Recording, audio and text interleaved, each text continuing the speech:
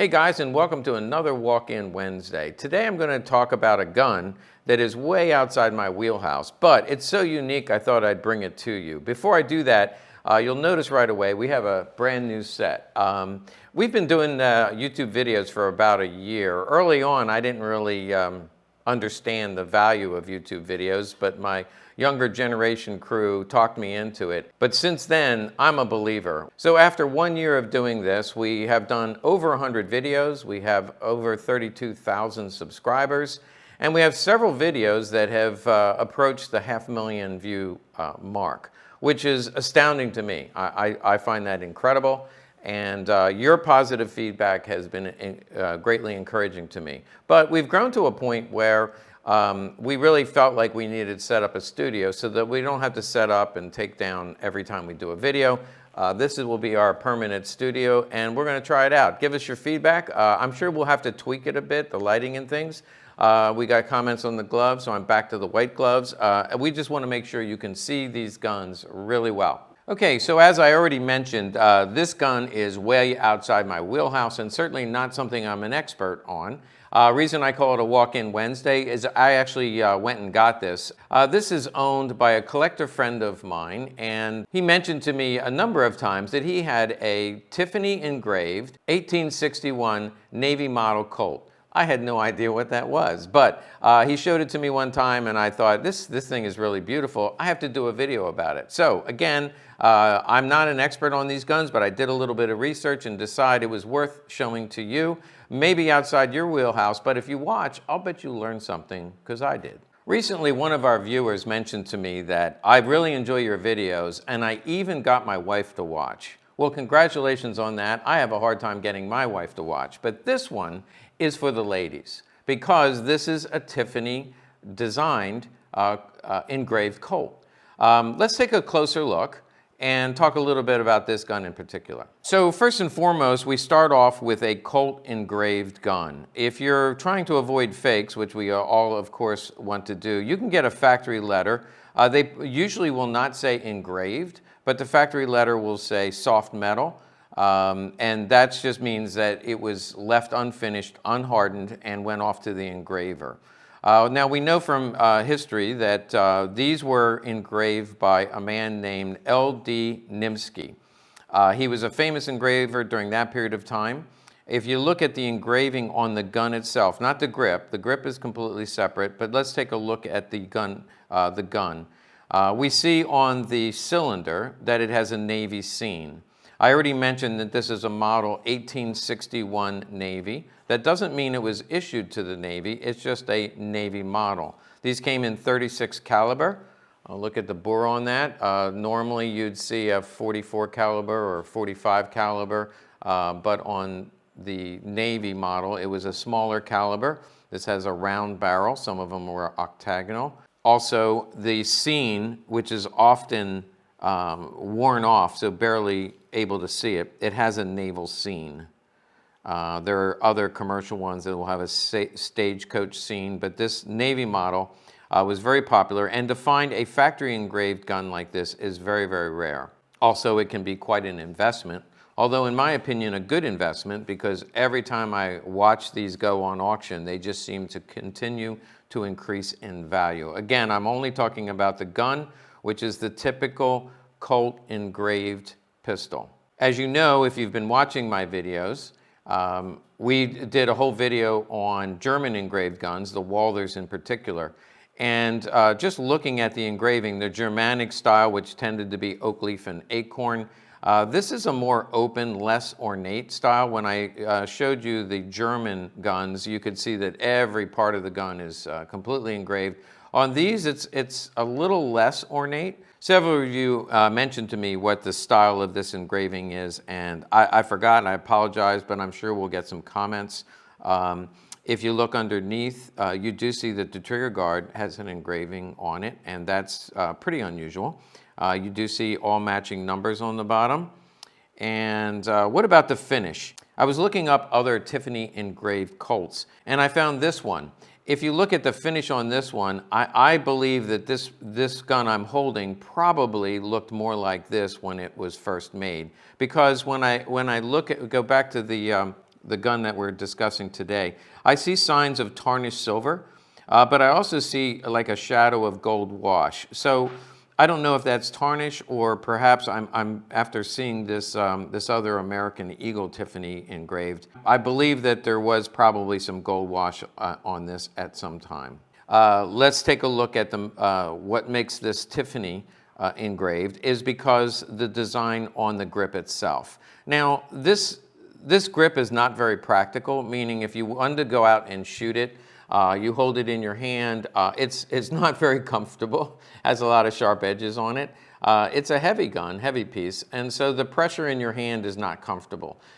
So these were not really made for people to take to the range. And in fact, when I looked at the bore of this gun, the bore is excellent. You just never see a gun this old with an excellent bore. This one has an excellent bore. Other people have agreed with me that whenever they see them, they generally are not to be shot. So they were basically presentation guns, and they weren't presented by the government or by the military, but it was probably private gifts. And these gifts were designed by Tiffany's, the engraving on the grip. They came in 4 styles. So from the research that I read or listened to, the 4 styles were what this one has. The most common one was a Civil War scene. In this one, we can see the American flag, we can see soldiers fighting. This probably was presented at the end of the war. They first started making these in the 1850s and made them all the way through to the 1890s. They were available. Evidently, they were less popular after that. Again, maybe people found them too gaudy. It turns out that women didn't really want Tiffany designed guns. And it turns out that a lot of men probably thought they were just a little bit too gaudy and not as usable as I would want them to be. Not something you would take out and shoot. So it's just something you put on display in your man cave. But if we look at this grip, you can see the beautiful design. As I mentioned already, the Civil War scenes, and this was the most common pattern. We see this blank plate. If you remember the video I did on the Lincoln assassination gun, that had a similar plate, so that must have been a popular feature. But all of the ones that I looked at on the internet, and I found about a half a dozen of these that had been sold somewhere in the 25,000 to 50,000 range. None of them had initials or an inscription on this plate, but that was there for an inscription. If you wanted to present it to somebody and you wanted to inscribe it with their name, that was an option. The back of the grip, you can see an American shield, beautiful design. And one of my favorite parts, if you look at the bottom of the grip, you see a beautiful American eagle in all its majesty. You also see a slightly unsightly screw. And that just tells you, I did take that off, that plate comes off, and then you can get down inside and take the grip off, but it's not easy. And since it's not my gun, I decided not to mess with it. I left it alone, and therefore did not take the grip off. And in addition, I didn't ask Randy to take this out and shoot it. So again, not my gun. I'm not sure that I would have shot it. I might have, if it was my gun, I might have had somebody take it out and shoot it. Maybe I'd even do it myself. But speaking of shooting, you can see that it is a percussion or cap and ball rather than a cartridge. A lot of these later were converted to cartridge guns. In fact, if we look at the different styles, I already mentioned there were 4 styles of engraving. The Civil War scene was the most common, followed by the American Eagle. You can see here the example I already mentioned, in beautiful condition, an American Eagle, very ornate American Eagle on the back.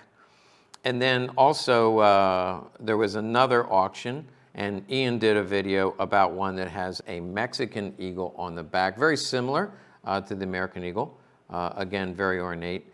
And the 4th style, which I never found one, but it said that there was one that had a missionary and child. I think these generally went to war heroes, generals, special presentation for military people from their family. Whereas the missionary with child, I understand, was more for people who had given their life in service to others. So maybe nurses through the Civil War or humanitarians might prefer that design. So again, just to clarify, the gun is made by Colt. The engraving is done by a Colt engraver, Nimsky. However, the design was by Tiffany's. How many of these were made? It's unknown. I read a couple of articles. Some said they were very, very rare, and some other people said they were fairly common, or not common, but they were available at the time. But again, the popularity really died out at the end of the 1800s into the 1900s. People just didn't like the gaudiness of this, and plus the lack of utility. Let's take a quick look at the mechanics. If you pull the trigger back so that it's half cocked, that's where you can cycle it through, and you can check the timing. So if you're buying something like this, again, you want to get a factory letter, make sure it was in soft metal, so that you know this was not engraved later or faked, because obviously if somebody could reproduce the engraving, they could make a lot of money. So you check the timing on these guns, and you can see in the half cock mode. But another test you want to do is pull the hammer back all the way, and it should lock up tight. This one does lock up tight. So when you hear somebody says it locks up tight, that's what they're referring to. And we do check these whenever we sell a gun such as this. People will ask about the timing, and they'll also ask about how is the lockup. And one other feature, when I do pull the hammer back, I see something that is unique to this gun and probably part of the Tiffany design, because I've not seen this on another engraved gun, but there is the head of a dog, I would assume, or some kind of an animal on the hammer, which is kind of unique. Also, as I look at the hammer, it has a brass finish, and I should mention that these grips were typically brass. This hammer is special in that it is a brass hammer and engraved. Sometimes the brass could be silver plated, and I'm told sometimes the brass was gold washed.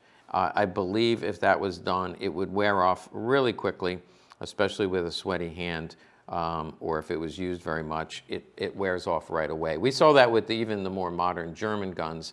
When I handled them, you could see the gold wash would come off very, very easily. So I mentioned that the popularity of these really died off after the 1890s, but interestingly, Tiffany's actually came out with new designs in 1980 and 1990. I'm not sure why, but maybe they thought there would be a market. And so there are Tiffany designed Colts made in the 1980s, 1990s. Again, they only made a few. Again, they were not that popular.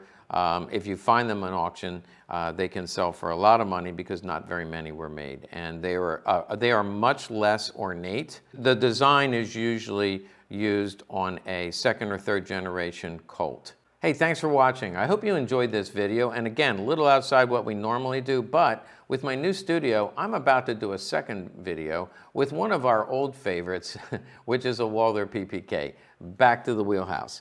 Hey, make sure you like and subscribe to our channel and hit the notification bell so that you know when I'm posting that next video.